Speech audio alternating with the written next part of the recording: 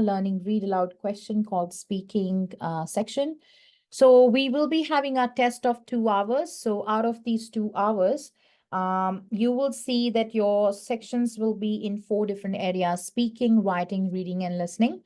So you will see 5 important questions in speaking, 2 in writing, 5 in reading, and 8 questions in listening. So out of those 5 questions of speaking, 2 of them are red questions. So the red questions means they're the most important questions because they are giving you points like more than 40, 45. Okay. And there's a red question in your reading area.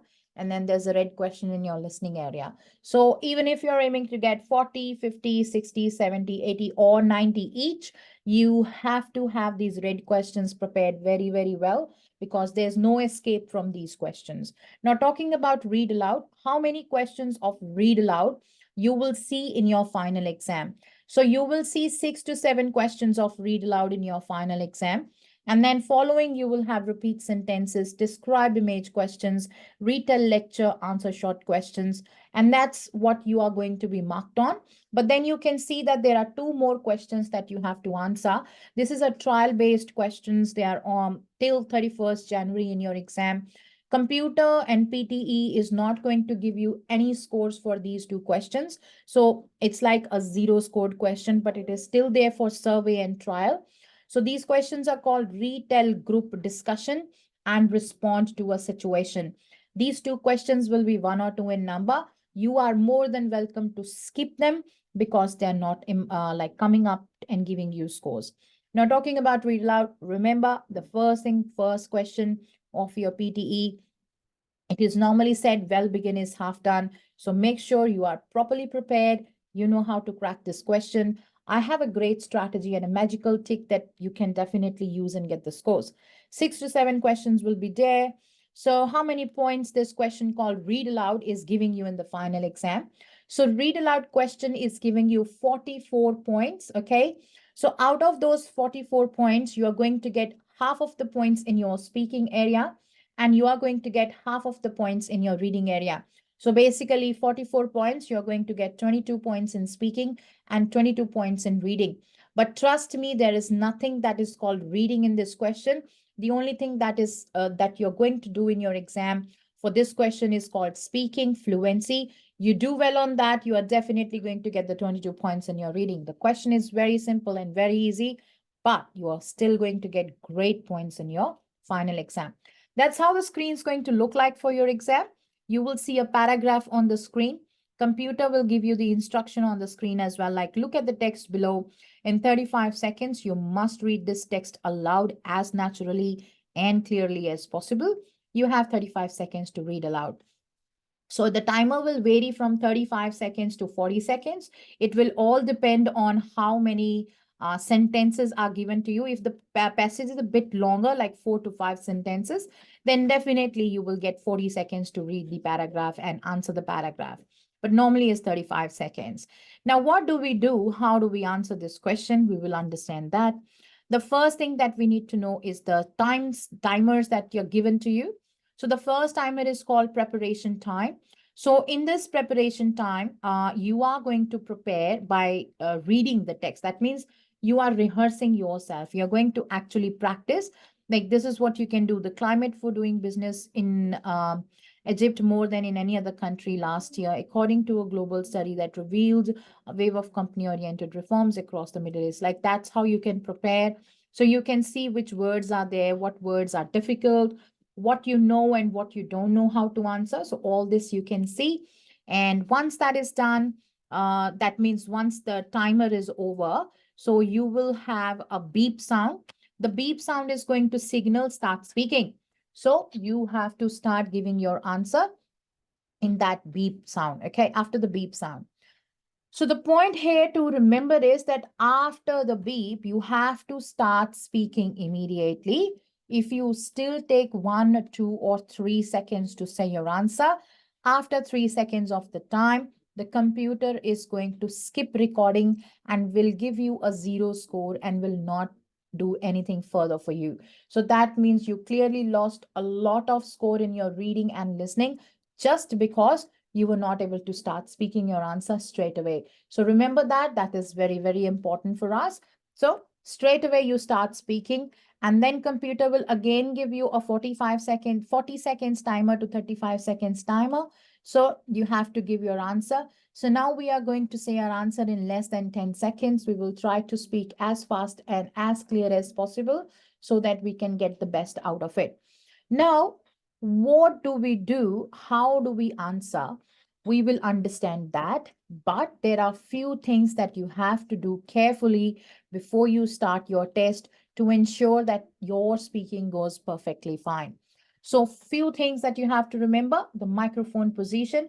You need to remember that your microphone's position should be either below the chin or it should be above the nose. So you have to remember there should be no breathing sound or puffing sound. Puffing sound is like, this is the puffing sound.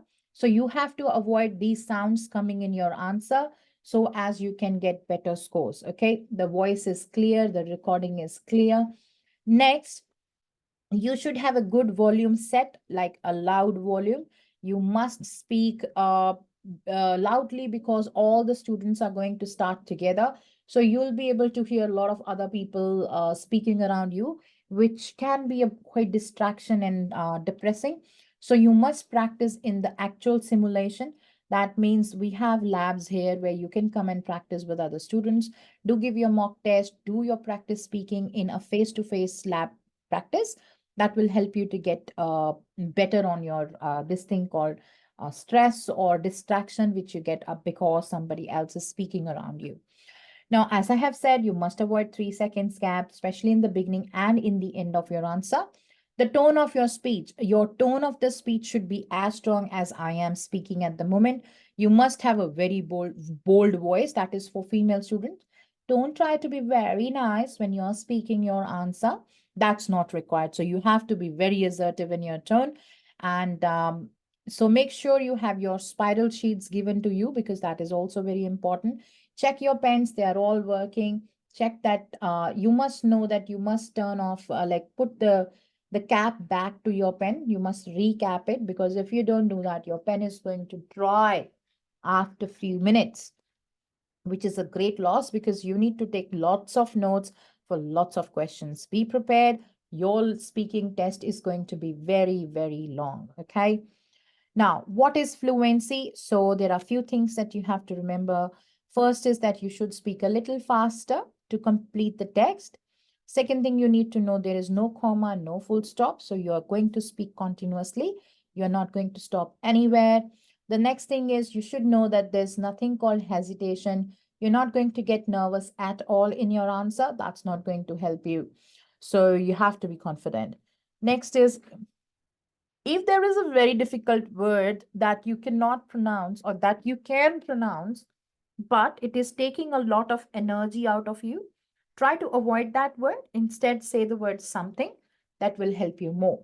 And avoid any natural fillers like and also avoid self-corrections. That means if you think you have done something wrong, if you have said something incorrect, avoid correcting it because that is just going to add another mistake to your answer. Okay. I hope this is clear. What is fluency? You can watch this video again if you think you want to listen again.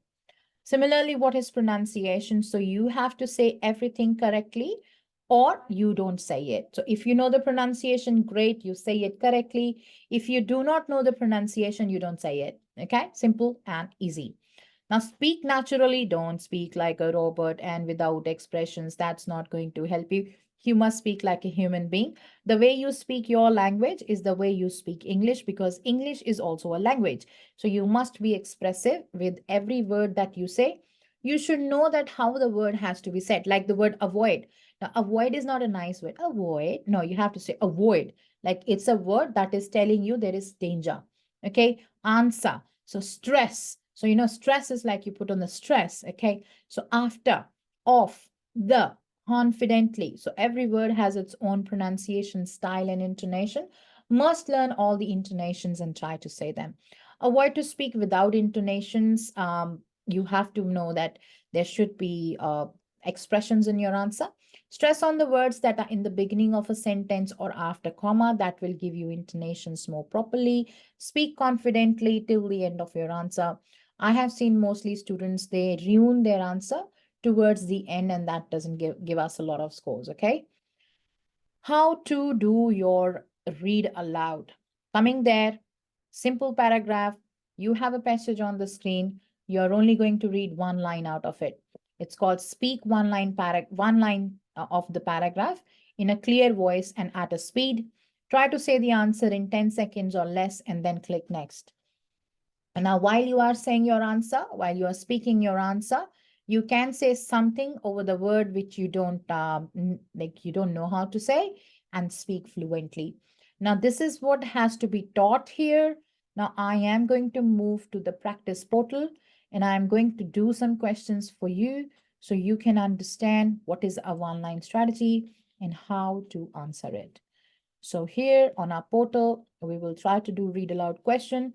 For your knowledge, on any practice portal, be it any of it, when you practice, you will never see full points by using one-line strategy. It will not help you at all in your portal. But in my real exam, I gave the test. I got 87 in my reading and I got 80 in my speaking, the recent one that I gave in 2023. So it was very, very helpful. So we are going to follow one-line strategy. So I'm going to give you all the strategies how to answer. You can still see. So if you want to say the whole paragraph, how does that work?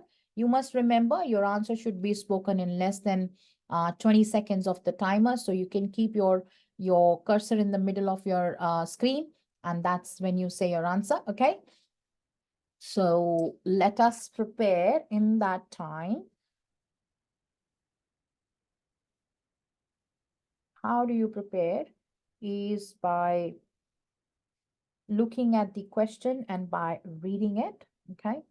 So one of the complex agricultural problems is the issue of food waste.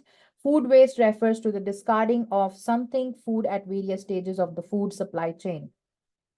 That much is what I am asking you to do. Do not speak more than 10 seconds, and you try to speak one sentence. If the sentence is too short like this, so you can speak it till half. This was my exam question recently. So I want you guys to only speak till one line, okay? So now, as I said, when you do this, you would definitely see very poor scores because you are doing one line. Yeah, but the goal is to see if we have all the greens to the words we have said. If you see all the greens, you're good. You don't have to worry. You're doing fine. Now, for those people, if you think that no, one-line strategy is not something my brain would allow me to do, it's all right. You can say the whole paragraph, but in less than 20 seconds. I'm going to do that. One of the complex agriculture problems is the issue of food waste. Food waste refers to the discarding of edible food at various stages of the food supply chain from production to consumption. This is not only represents a significant loss of resources, but also has environmental implications, such as greenhouse gas emissions from decomposing food waste in landfills. So less than 20 seconds, that's your target. You're going to be fast, clear, confident, and that should be it. So you can see that you will see wonderful results if you say the whole thing in your practice portal. But you will see the same results even if you speak for one line in your final exam. So I'm open to both strategies. Now, something more, if you think you don't know a word, you can't say that word. So yes, I got 87 points in my reading from one-line strategy. So remember my scorecard, 87 in reading. So content is not a problem. It is not a concept in your read alouds at all. We only think of it, but it is definitely something that you can do. Say 10, less than 10 seconds and wonderful results. In reading, don't worry about that.